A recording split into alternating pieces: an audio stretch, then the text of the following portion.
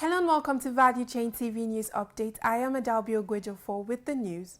And on the news update, the Nigeria Labour Congress NLC and the Trade Union Congress of Nigeria TUC have proceeded on a nationwide strike from today despite court orders. TUC President Festus Osifo, who announced the plan while addressing journalists in Abuja, stated that the strike would remain until the government at all levels wake up to their responsibility. The nationwide strike is a protest against the alleged brutality of the president of the NLC, Joe Ajero, in Imo State. Some Nigerians spoke to Value Chain on the matter. Actually, it's worth it because a lot of things are going on in this country. The country is sick. Like for instance now, a person cannot be able to go out. Secondly, the fuel subsidy, it will affect a lot of sector in the government. I don't understand. One word, the fuel increase, it affect all the sector, both transportation, everybody. So you have to go to the drawing board and address the issue. It's so bad. You see people struggling to go to work. When you have business to do with civil servants, you discover some come to work 3 times a week, just because they want to be able to meet up with the challenge of coming to work and then living their normal lives. So it's not something to blame them for the labor action. They should have stand on their ground right from onset. That certain things need to put certain things in place before you can remove the subsidy. You can't remove subsidy without putting certain things in place. Maybe things like get a vehicle and put certain things in place that will subsidize the whole thing. It was a mistake for a president to just come up on his swearing day and said a subsidy gone. He's expected, he's supposed to resume, see what is on his table, and look at the situation. Then once you look at it, say, I'm in support that subsidy should be removed. But there are certain things he should have put in place first before removing the subsidy. The demonstration of the labor in Imo State was not for selfishness. It's not a selfish something. It's for the benefit of everybody, even including the governor. The governor on seat, Hope Uzodinma, is for his own benefit, because at the end of the day, after 8 years, he will go home to sit down.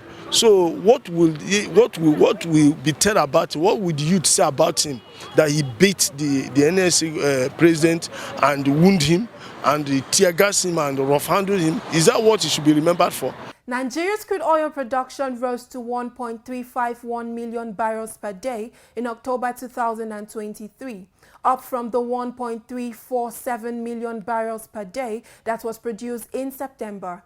The country's 1.347 million barrels per day oil production in September 2023 was the highest output in Africa, and by sustaining the rise in oil output in October, Nigeria retained its position as highest crude oil exporter.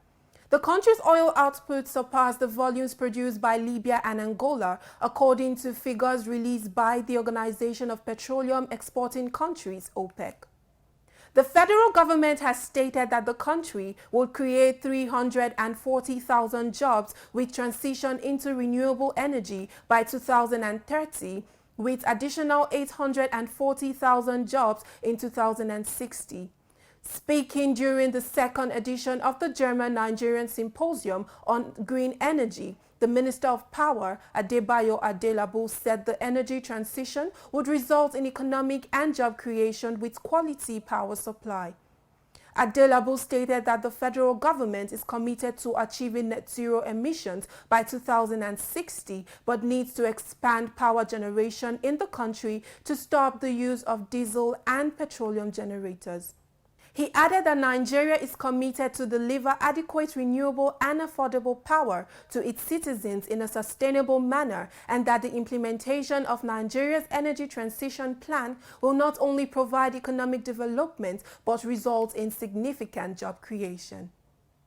The Executive Secretary, Nigerian Content Development and Monitoring Board, NCDMB, Engineer Simbi Kesie Wabote, has warned that Nigeria might resort to importing crude oil for its upcoming and existing refineries if concerted efforts are not made to increase the current low production numbers.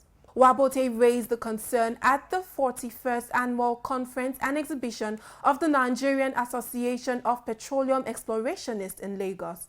The Executive Secretary lamented Nigeria's low production of crude oil and gas despite the abundant reserves and challenged members of the Nigerian Association of Petroleum Explorationists and other industry stakeholders to initiate efforts to reverse the situation. He emphasized that the nation's 37 billion barrels of oil reserves needed close attention, bearing in mind the various efforts at revamping the refineries and commissioning of greenfield refineries.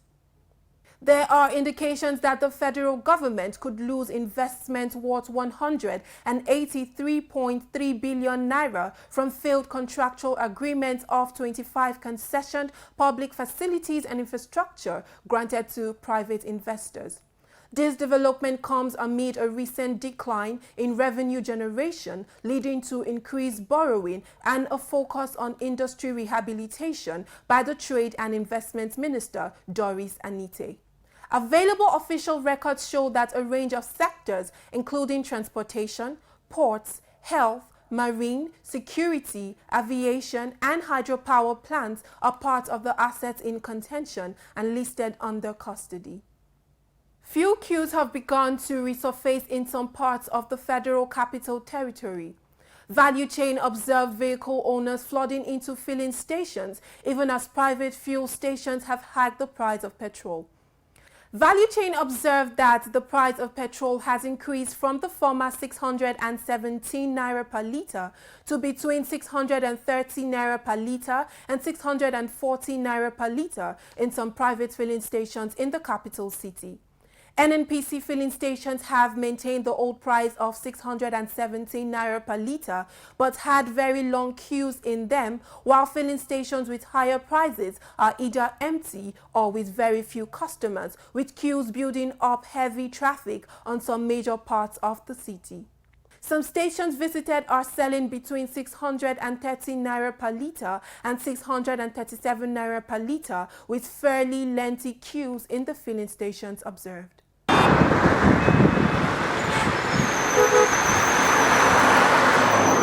As a new directive emerges from President Bola Tinubu to withdraw the posting of the policemen from high-profile persons of the society, Minister of State, Police Affairs Iman Suleiman Ibrahim has expressed the determination of the Police High Command to execute the President's directive.